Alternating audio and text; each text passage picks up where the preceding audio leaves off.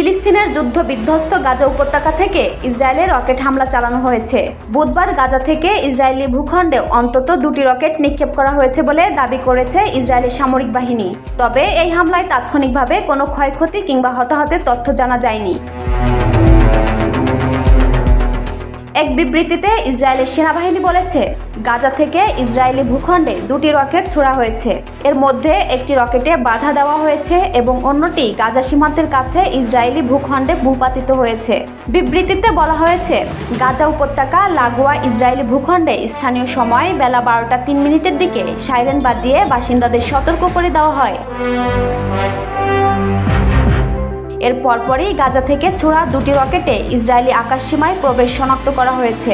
এর মধ্যে একটি রকেট সফলভাবে ভূপাতিত করেছে ইসরায়েলি বিমান বাহিনী, আর অন্য রকেটটি ইসরায়েলের জিমরাত এলাকায় পড়েছে বলে বিবৃতিতে জানানো হয়েছে।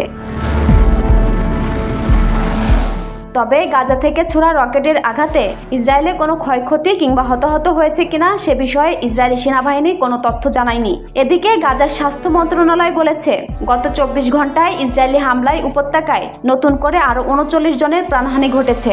এছাড়া হামলায় আহত আরও 124 জনকে উদ্ধারের পর হাসপাতালে ভর্তি করা হয়েছে।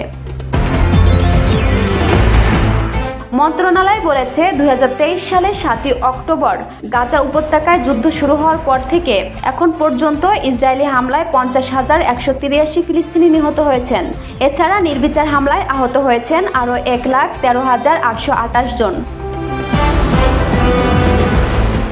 যদিও গাজার সরকারি গণমাধ্যম অফিস বলেছে, যুদ্ধে ইসরায়েলি হামলায় প্রাণহানির সংখ্যা 61,700 ছাড়িয়ে গেছে। হামলায় ধ্বংস হয়ে যাওয়া ভবনের ধ্বংসস্তূপের নিচে আরও হাজার হাজার ফিলিস্তিনি নিখোঁজ রয়েছেন।